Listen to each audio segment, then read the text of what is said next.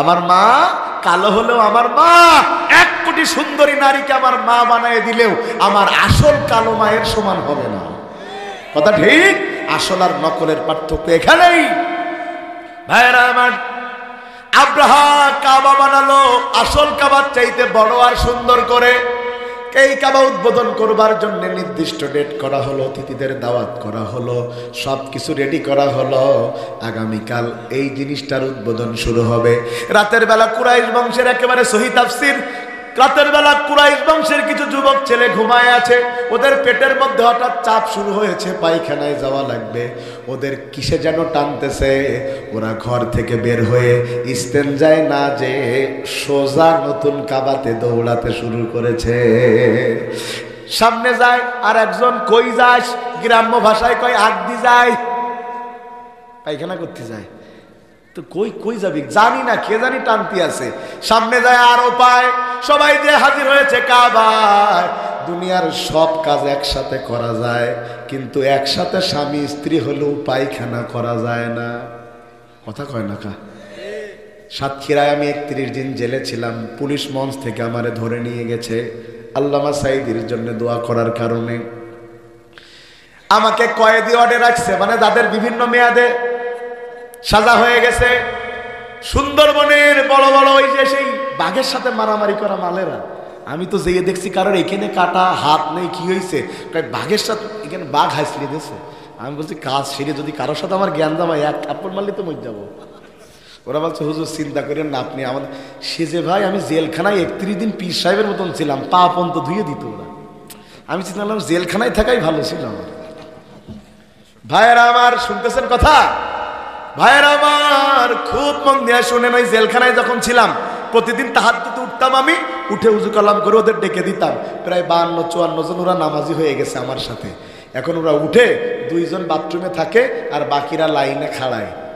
যার বেশি চাপ লাগে ও ভিতরটা বলে রহমান ভাই আর পারলাম না, বেরো। রহমান ভাই সাহেবকে ভাত খাচ্ছে না, কিন্তু উঠে আসবো। সে যা, আমি তাহাজ্জুদের মধ্যে হিজে পড়তাম ওদের কাণ্ড কারখানা দেখে। তার মানে বোঝা যায় দুনিয়ার সব কাজ একসাথে করা যায়, পায়খানা একসাথে করা যায়। ওই লোকগুলো সব হাজির হয়েছে, হাজির হয়ে বলতেছে কিভাবে একসাথে পায়খানা করব। এদের মধ্যে সবচাইতে বড় যেটা কয়, অন্ধকার কেউ কায়রে দেখবে না, চারিদিকে ছড়ায় পড় জায়গা আছে, যত পায়খানা করবি তত। একেবারে বারান্দা দিয়ে ভিতর দিয়ে ছাদ দিয়ে সব ভরে ফেলেছে। পায়খানা করা শেষ। একজন এসে কই সবাই তো পায়খানা করলা, পানি তো আনো নাই, শৌচকার্য করবা কেমনে? বড়টা বলতেছে শৌচকার্য করা লাগবে না, এই নতুন কাবার যত কানাকুনি আছে সব মুসিয়ালা। কথা কি বুঝেছেন আপনারা? এখন নিচেও পায়খানা, উপরেও পায়খানা, দেওয়ালেও। পরের দিন সকালে চলে এসেছে আব্রাহা উদ্বোধন করতে। এসে দেখে গন্ধ, ব্যাপারটা কি? লোকজন পাঠায় কয় স্যার আপনি উদ্বোধন করার আগে গতকাল রাতে কারা জানি উদ্বোধন করিয়া লাইছে। বলে উদ্বোধন করে ফেলেছে, তার মানে কি? বলে হ্যাঁ উদ্বোধন করেছে। কেমনে? কয় উদ্বোধন করেছে, এই কাম হয়েছে। বাচ্চারা তো রাগ হয়েছে, কয় কি কথা? আমি বুঝতে পেরেছি নতুন কাবা আছে, পুরনো কাবা আছে, যতদিন নতুন কাবার দাম নাই ততদিন আমি আগে পুরানো কাবা ভাঙবো। কিন্তু ও জানে না পুরনো কাবার মালিক আল্লাহ, দুনিয়ার কোন শক্তি পুরানো কাবা ভাঙতে পারে? আমার আল্লাহ বলেন আলাম তারা কাইফা ফাআলা রাব্বুকা বিআসহাবিল ফিল। তারপর আলাম ইয়াজআল কাইদাহুম ফি তাদলিল ওয়া আরসালা আলাইহিম তায়রান আবাবিল তারমিহিম বিহিজারাতিন মিন সিজ্জিল ফাজআলাহুম কাআসফিন মাআকুল। চলে গেছে সেখানে। যাওয়ার পথে দেখতেছে ওই মাঠের পাশে ছাগল গরু ভেড়া খাওয়া দাওয়া করে। ওরা বললো ছাগল গরুরে ধরে নে, যেই কয়দিন এখানে যুদ্ধ করবো সেই কয়দিন এগুলোর বারবিকিউ বানায় খাবো। বলছে আপনি তো জানেন না এই ছাগল ভেড়ার পাল হচ্ছে এই কাবার যিনি মুতাওয়াল্লি আব্দুল মুত্তালিব তার। বলে তাহলে আরো বেশি করি নে। কাছাকাছি চলে গেছে। যাওয়ার পরে বলছে ডাক দাও কাবার মুতাওয়াল্লিকে, তাকে বলো আমরা কাবা ভাঙতে চাই। তারা কি আমাদের সাথে যুদ্ধ করতে চায় নাকি এমনিই ভাঙতে দেবে? ওই যুগকে বলে আইএমএ জাহিলিয়ার যুগ। ওই যুগে মানুষ যুদ্ধ করতে গেলে না জানায়া যুদ্ধ করতো না, মানুষকে সরাসরি বলতো আসো তোমার সাথে যুদ্ধ করব। আর আমাদের দেশে গত 17 বছর ছিল আয়ামে জাহিলিয়াতের চাইতে বড় খারাপ। রাতের বেলা সুস্থ মানুষকে তুলে নিয়ে ক্রস ফায়ার দিয়ে হত্যা করে ফেলতো। কথা ঠিক?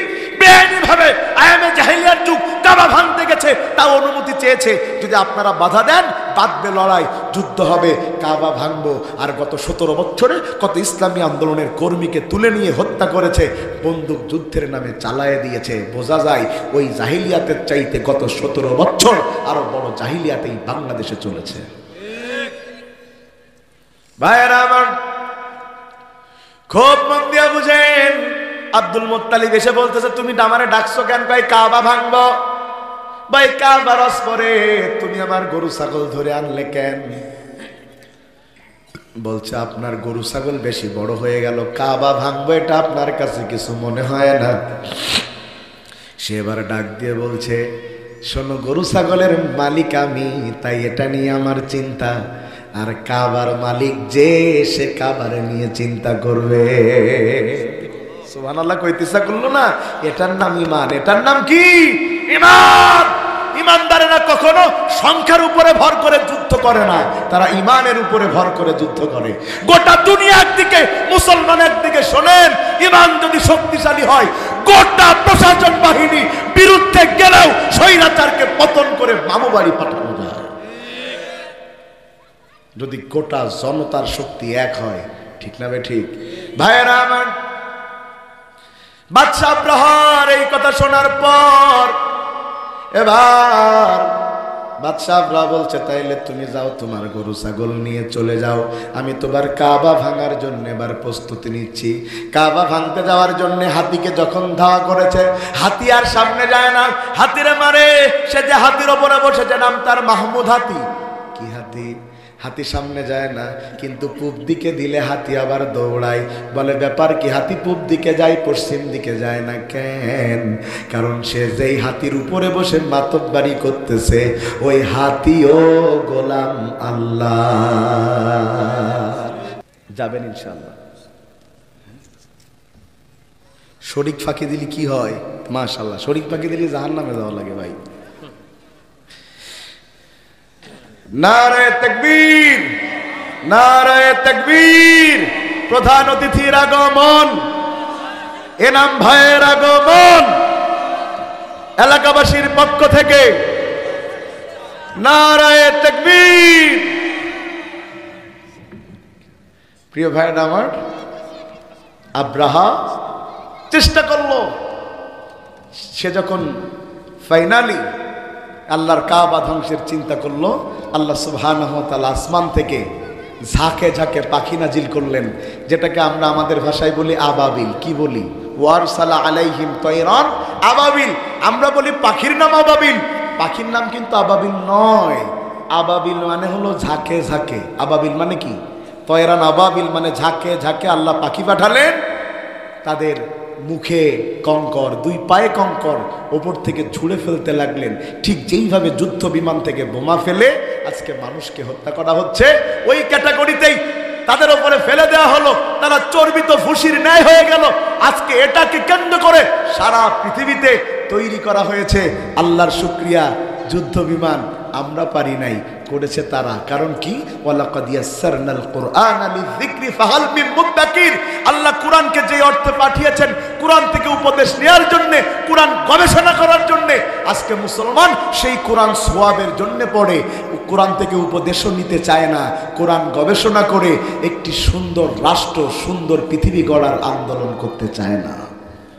রব্বে কারীম আল্লাহ এই কোরআনকে মেনে চলবার তৌফিক দান করুন।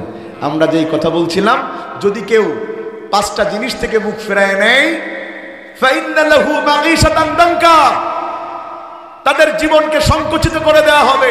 ওয়া নাহশুরুহু ইয়াওমাল কিয়ামাতি আ'মা, আর তাদেরকে কিয়ামতের দিন অন্ধ করে তোলা হবে। ওই পাঁচটার আমরা 1 নাম্বার বলেছি, যদি কেউ নামাজ থেকে মুখ ফেরায় নেয়। নামাজ থেকে মুখ ফেরানোর ব্যাখ্যায় আমরা বলেছি 1 নম্বর নামাজ পড়ে না, 2 নাম্বার নামাজ পড়লেও রাসূলের তরিকায় পড়ে না, 3 নাম্বার নামাজ পড়ে রাসূলের তরিকায় পড়ে কিন্তু নামাজের সমাজ কায়েম করতে চায় না। মনে আছে আপনাদের? 2 নাম্বার বলেছি কোরআনের কথা, এই ব্যাখ্যায় বলেছি কোরআন পড়তে জানে না, কোরআন পড়তে জানলেও অর্থ জানে না। 3 নম্বরে কোরআন পড়তেও জানে অর্থও জানে, কোরআনকে ধর্মীয় কিতাব হিসাবে মানে কিন্তু সংবিধান হিসাবে মানে না। 3 নম্বরে আমরা আলোচনায় বলছিলাম যে কোরআন থেকে মুখ ফেরানোর একটা অর্থ হচ্ছে কোরআন যে গবেষণার বিষয়টা আমরা এতক্ষণ ধরে বললাম, আল্লাহ তাআলা এখান থেকে আমাদেরকে আমল করবার তৌফিক দান করুন। যদি কোনো ভুল কথা বলে থাকি আল্লাহ স্মৃতি থেকে মুছে দিন, যতটুকু সহি কথা বলেছে আল্লাহ আমল করবার তৌফিক দান করুন। আজকের এই কোরআনের মাহফিলে আমাকে এই কমিটি এসে কথা বলার সুযোগ করে দিয়েছেন, তাদেরকে ধন্যবাদ জানাচ্ছি। প্রচণ্ড ঠান্ডার মধ্যে আপনারা পিনপতন নিরাপত্তায় কোরআনের মাহফিল এতটা সময় ধরে শুনেছেন, এজন্য আপনাদেরকেও ধন্যবাদ জানাচ্ছি। আজকের প্রধান মেহমান আমার সম্মানের শ্রদ্ধার হাজারো মানুষের প্রাণের স্পন্দন, লাখো মানুষের অ্যাডভোকেট গাজী এনামুল হক ভাই মঞ্চে এসেছেন, তার কাছে দোয়া কামনা করে আমি আমার কথা এখানেই শেষ করছি।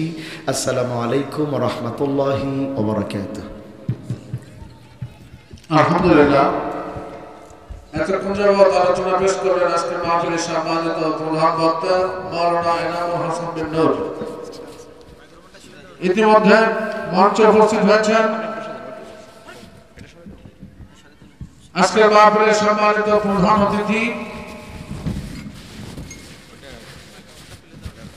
ইসলামী আন্দোলনের বিপ্লবী সিপাহসালার গণমানুষের নেতা জনাব অ্যাডভোকেট গাজী এনামুল হক